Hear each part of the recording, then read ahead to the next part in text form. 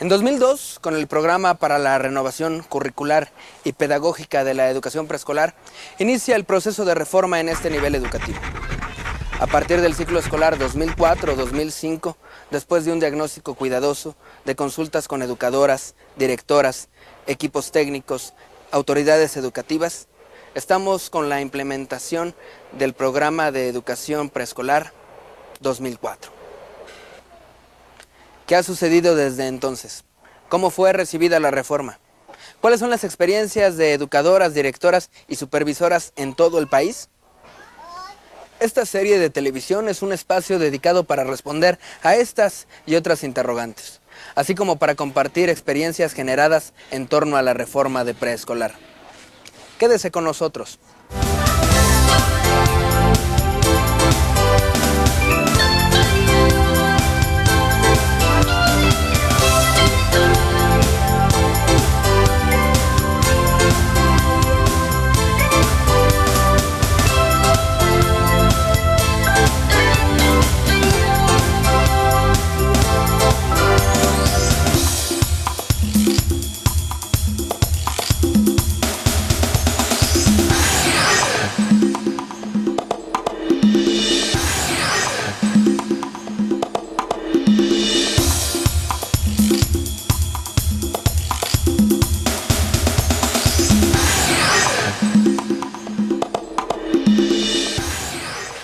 Muy estimadas maestras de preescolar, sean bienvenidas a este primer programa de la serie Educación Preescolar, de la propuesta curricular al trabajo en el aula, que abarcará el tema La Reforma, un proceso de aprendizaje.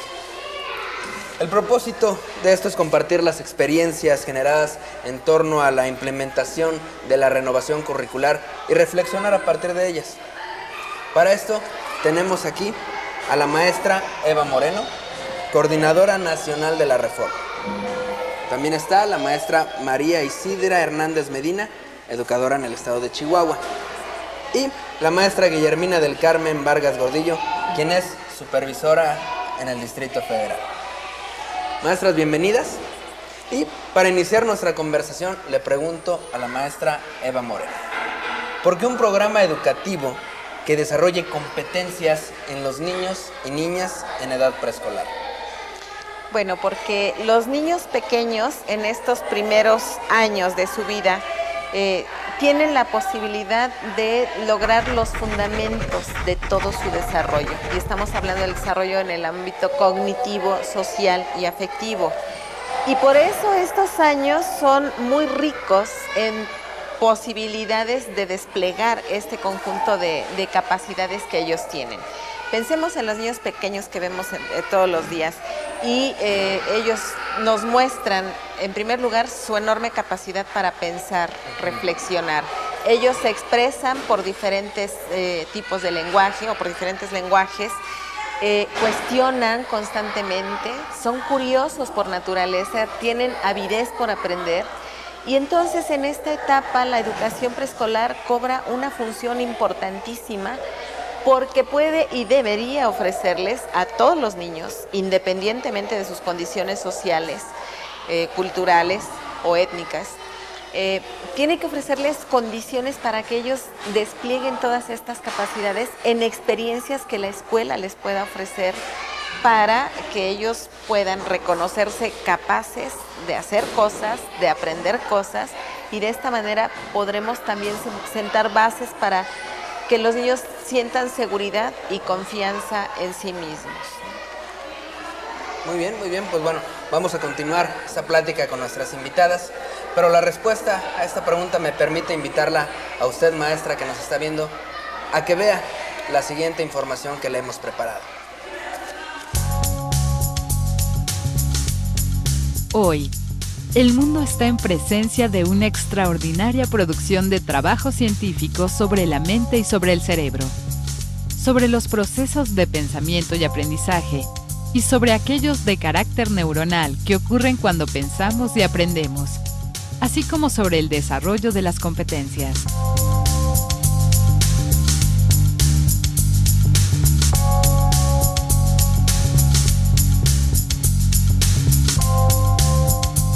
La meta de la educación es apoyar a los estudiantes para que desarrollen las herramientas intelectuales necesarias para adquirir el conocimiento que permite a las personas pensar productivamente, comprender, imaginar y plantear preguntas relevantes. Esta meta conduce a enfoques muy distintos sobre el diseño del currículum, sobre la enseñanza y la evaluación. Saber no solo significa que uno es capaz de recordar y repetir información, sino que uno es capaz de encontrarla y utilizarla. Que los individuos adquieran un entendimiento esencial de los principios del aprendizaje, en los que pueden apoyarse para convertirse en aprendices autónomos a lo largo de toda su vida.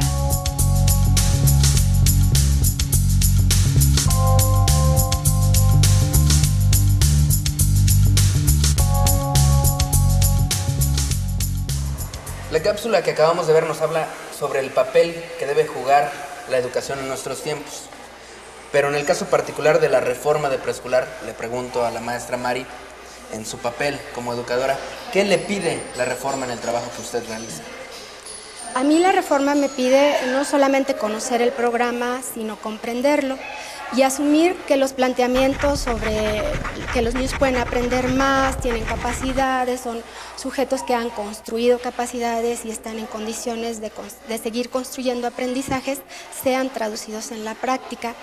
Y en ese sentido también la reforma me exige un cambio de concepciones respecto a los niños, respecto a las formas de enseñanza, respecto a la organización del grupo, es decir, dejar esta idea de pensar al grupo como todos sentaditos, igualitos, haciendo una misma actividad y promover más actividades en pequeños grupos, en pares, en triadas.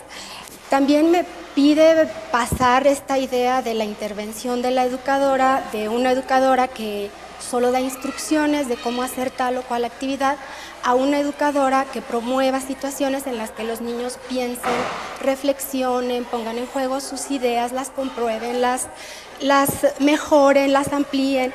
Y en ese sentido, pensar el trabajo a partir de competencias y también transformar la jornada diaria, es decir, usar todo el tiempo de la jornada para el desarrollo de competencias.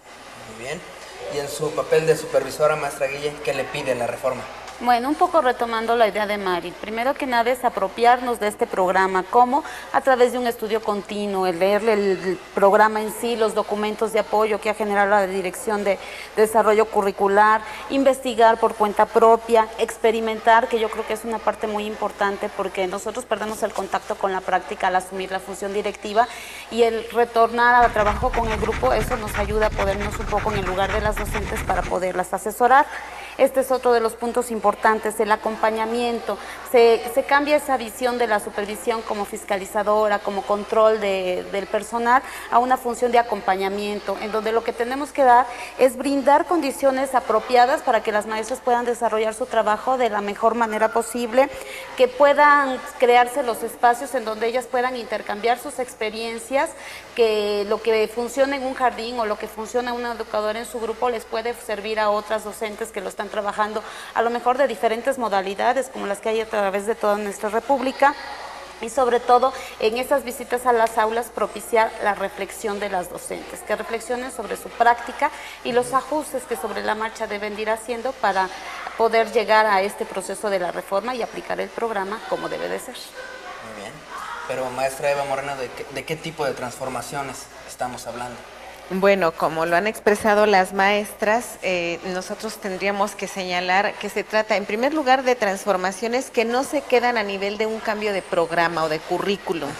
Y son transformaciones profundas, cuya intención o cuyo sentido tiene que ver con nuestras formas de pensar, ¿no?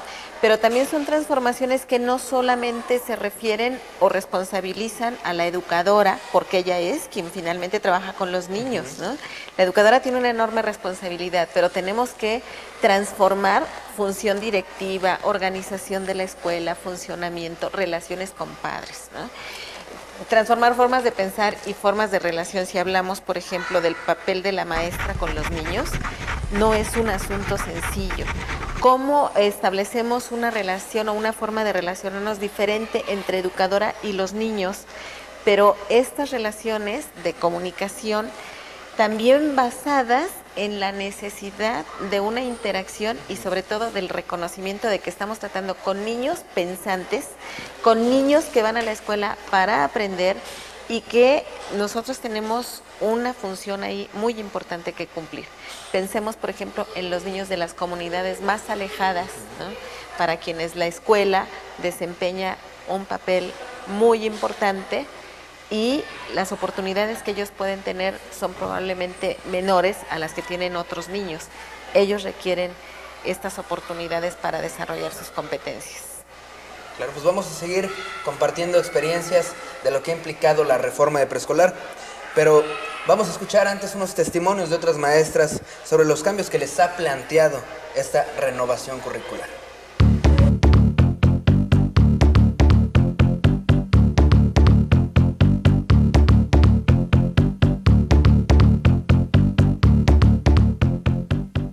Las actividades que se realizan de 8 a 12, que es nuestro horario, ya tienen una intención pedagógica, ya no son actividades de relleno o actividades libres. Y hemos logrado también cambiar las concepciones de las educadoras. Hemos logrado que ellas ya vean a los niños como seres que saben y que no nada más llegan a rellenarles de conocimiento. Hay cambio de actitud, un cambio de actitud. Hemos logrado cambios, y digo hemos porque somos un equipo de zona, hemos logrado cambios en cuanto a la actitud del directivo. Se ha venido trabajando muy de cerca con ellos para poder incidir en aquellas prácticas de fiscalización, en las prácticas de verificación.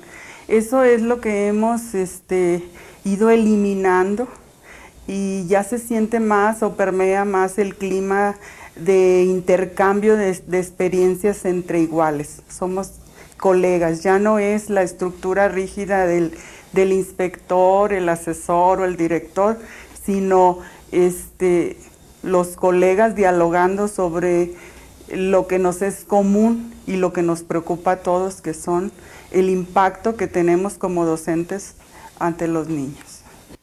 Los acompañamientos, esos acompañamientos, entendiendo el significado de acompañamiento, porque a veces tienen el temor las educadoras, que era ir a fiscalizar su trabajo, sino el que vieran esos acompañamientos como círculo de estudio, intercambio de experiencias y analizar todo en relación al programa. Para continuar con nuestra plática, le voy a preguntar a nuestras invitadas, tomando en cuenta no solo la experiencia personal, sino lo que ocurre en la escuela, en la zona, ¿qué cambios sí han logrado durante la reforma y qué falta por lograr, maestra Mari? Bueno, creo que estos cambios no se dan de un día para otro, son graduales y hay algunos cambios incluso que cuestan más que otros o que duelen, ¿no? Porque tienen que ver con las ideas muy arraigadas de nosotros respecto al trabajo y de cómo aprenden los niños.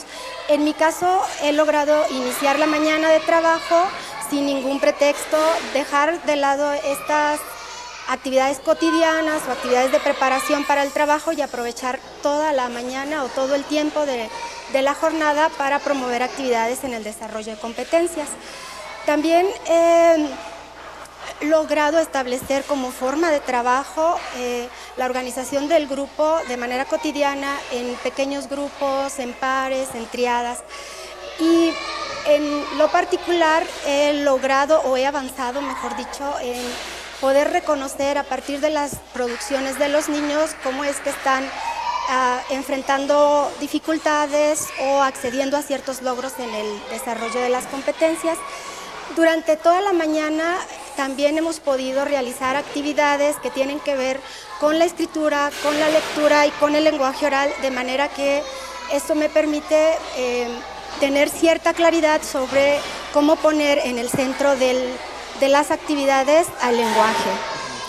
Y otra parte importante es que, bueno, un poco hemos podido erradicar algunas actividades que tienen que ver con ensayos para festivales o elaboración de trabajos manuales. Esto ha sido un poco difícil porque la mayoría de las familias sigue esperando el trabajo manual o el festival de la primavera para disfrazar a los niños, ¿no? Y entonces también hay que estar trabajando con los padres en este sentido, que es un punto, me parece, donde todavía falta mucho por hacer. En ese sentido creo también que estos cambios, aunque sean modestos, hay que sostenerlos, hay que convertirlos en parte cotidiana de la labor de la educadora, de todos los días, así como por mucho tiempo, por ejemplo, las actividades cotidianas han formado parte de la jornada. Entonces ahora estos cambios que poco a poco introducimos en el aula, bueno, convertirlos en cotidianos. Eso me parece a mí que faltaría por lograr. Muy bien, maestra. Pues, a ver, maestra Guille, la misma pregunta. Bueno, yo esta respuesta la dividiría en dos partes. La primera voy a hablar de lo personal, en la experiencia, y ya después haré la generalización hacia la zona. Lo primero que a mí me ha implicado es desaprender porque, bueno, trae unos conocimientos, prácticas, concepciones que si nosotros las seguimos utilizando ya no encuadran con lo que el programa nos está pidiendo, y eso nos impide, nos obstaculiza que nosotros podamos apropiarnos del programa tal cual está planteado. Entonces ese ha sido el primer pasito que yo he dado en este proceso de la reforma. También esto me ha obligado a priorizar los aspectos técnico-pedagógicos sobre el resto de las funciones que acarrea mi puesto, que podría ser la organización, resolución de problemáticas, todo lo que implica ser la supervisora de una zona. Y otro punto muy importante sería la reflexión sobre mi práctica. Así como se pide que las docentes tengan una constante reflexión sobre lo que están haciendo, cómo lo están haciendo, bueno, yo también me he dado esa oportunidad de reflexionar qué estoy haciendo, cómo lo estoy haciendo, cuál es el impacto de mis acciones y cómo voy avanzando en este proceso. Otro logro es una nueva forma de ver a los niños en el reconocimiento de sus capacidades, en que los niños en todo momento aprenden y están logrando cosas, y que nosotros pues somos el impulso y el motor que los llevamos a eso. Y también en la zona se han apreciado transformaciones en las prácticas de las docentes. Ellas ya, por ejemplo, realizan sus evaluaciones centrándose en las competencias. Y esto nos lleva a la otra parte de la pregunta, ¿qué nos falta? Bueno, ahí nos falta dar un impulso más fuerte a la autoevaluación, y que esa evaluación también que realizan de los niños realmente sea un insumo que les permite ir reajustando su práctica, ir reajustando su intervención, que esa intervención en todo momento esté centrada en las competencias, en favorecer competencias en los niños, y en la medida que eso sea, pues evitará el que haya actividades sin intencionalidad, actividades repetitivas o actividades que no favorecen el desarrollo de las competencias, que haya una organización diferente en las formas de trabajo, en cuanto a que no nada más se trabaje con todo el grupo en lo general, sino que se atienda a las diferencias, ya que se reconoce la diversidad en estas evaluaciones que ellas hacen, que eso lo lleven a la práctica. Es decir, yo organizo actividades para pares, para triadas, para pequeños grupos, así como Mari lo había manifestado, para poder conocer realmente el impacto de lo que yo estoy haciendo. Y también sería importante fortalecer a nuestros directivos como líderes pedagógicos para que asesoren, para que acompañen a las docentes en este proceso, porque son los líderes que tienen más cercanos, son a quien pueden recurrir cuando necesitan ellas asesoría y orientación. Y finalmente, pues involucrar a los padres para que ellos también comprendan este proceso y nos evitemos esas demandas que a veces nos hacen caer en los ensayos para el Día de la Madre o en los trabajitos manuales, porque ellos también van a comprender qué es lo importante del trabajo en preescolar. En nuestra siguiente cápsula tomamos una opinión de la doctora Emilia Ferreiro, que plantea una respuesta. Vamos a verla. El niño no es un receptáculo, sino una fuente de conocimientos. Parece que dice cualquier cosa, pero hagamos la hipótesis inversa. Partamos de suponer que todo lo que dice el niño, todo lo que hace, cuando habla o cuando se calla, está motivado. Busquemos el sentido de sus palabras y de sus silencios. Olvidemos por un momento que nosotros ya sabemos las respuestas. Finalmente, las respuestas interesan menos que el camino para llegar a ellas. Para interrogar al niño, hay que recuperar la curiosidad frente a lo desconocido. La frescura de decirle, no entiendo nada, explícamelo de nuevo. El deseo de compartir las razones de un modo de razonar, de recorrer nuevamente los senderos de los primeros descubrimientos.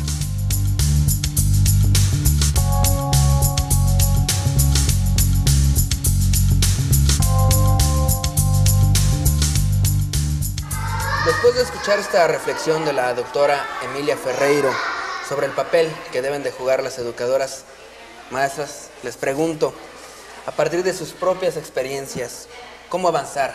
¿Cuáles son sus propuestas? Maestra Mari. Creo que habría que consolidar mecanismos más factibles, reales, que incluyan acciones de información, formación y seguimiento. Por ejemplo, si un mecanismo garantiza que la información llegue a todas las escuelas, que los documentos se conozcan, que lleguen a las educadoras sin fragmentación, sin haber sido resumidos, así como se emitieron para su discusión y análisis, podríamos hablar de que se está garantizando la información, por lo menos. Y en acciones de formación pensaría que habría que promover más el intercambio de experiencias exitosas, pero también no tan exitosas, ¿no? Porque también de esas experiencias vamos aprendiendo. Igual me parece que hay una parte muy importante que tiene que ver con la parte individual, que es del reconocimiento de lo que hago, porque lo que hago es lo que pienso. Y en ese sentido, bueno, la reforma promueve un cambio de concepciones. Muy bien. ¿Cómo avanzamos, maestra Guille? Bueno, yo primero quisiera precisar este protagonismo que tiene la docente como la que está aplicando el programa, y en función de eso pues sí regular nuestra actuación, porque bueno, cuando vamos a las aulas ellas demandan aprobación, demandan asesoría, y en ese sentido pues nosotros tendremos que responder a esa demanda de las educadoras. ¿Qué podríamos hacer? Pues fortalecer a los equipos de apoyo técnico pedagógico y fortalecer a los directivos a todo nivel para que puedan de veras ser asesoras y acompañantes de las docentes en este proceso, para que ellas puedan apoyarlas en eso que ellas están demandando. Igualmente, esa apropiación del programa por parte de estas dos figuras que entran aquí en la aplicación del programa, que son los apoyos técnicos y los directivos, pues no se puede dar si ellas no llevan a la práctica este programa. ¿Qué quiere decir esto? Pues simplemente que nos atrevamos a diseñar situaciones didácticas y que las pongamos en práctica, para que desde la práctica nos podamos poner en el lugar de las maestras y las podamos asesorar. Hay que propiciar los intercambios de experiencia, como decía Mari, en todos los niveles y modalidades de la educación preescolar, visitar las aulas con una actitud positiva de ayuda, de acompañamiento y no de fiscalización, y finalmente pues involucrar a los padres para que comprendan la importancia de esta reforma en el preescolar y que lo que sus niños están aprendiendo les va a servir para toda la vida. Muy bien. Maestra Eva Moreno, para concluir, ¿qué desafíos tiene en el presente y en el futuro inmediato la implementación de la reforma? Varias de las cosas importantes las han mencionado la maestra Mari y la maestra Guille. Yo puntualizaría en algunas cuestiones. En primer lugar, en que, como ya se habrá podido apreciar, y así lo confirmará cada una de las maestras que están viendo el programa, cada experiencia es un caso particular. Esto nos da una idea muy clara de lo que significa el proceso de implementación.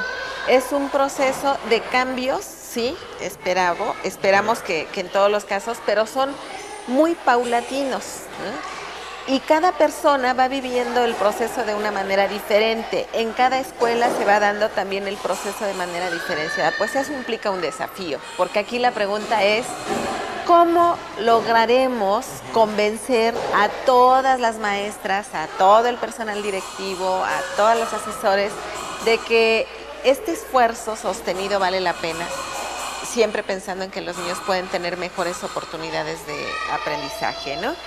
Y por otra parte, sí quisiera destacar también que en la medida en la que cada educadora se va dando cuenta de que puede ir logrando ciertos cambios, también se percatará de que hay cosas que aún no se logran, lo que para algunas pueden ser ya ciertos avances, para otras son desafíos, y eso es perfectamente normal, ¿no? Entonces, lo que sí pediríamos es que no disminuya nuestro esfuerzo, el entusiasmo, y que podamos seguir sosteniéndonos en este proceso de desear el cambio esperado con los niños. Pues, maestras, maestros, con esto hemos llegado al final de nuestro primer programa sobre la implementación de la reforma. Agradecemos a nuestras invitadas, la maestra Eva, muchas gracias. Por nada. La maestra Mari. y a la maestra supervisora Guille su presencia en este programa. Y a ustedes les invitamos a encontrarnos en el siguiente espacio de esta serie, en que hablaremos de experiencias relacionadas con el campo formativo del lenguaje y comunicación. Les esperamos y pues hasta pronto, maestros. Hasta luego.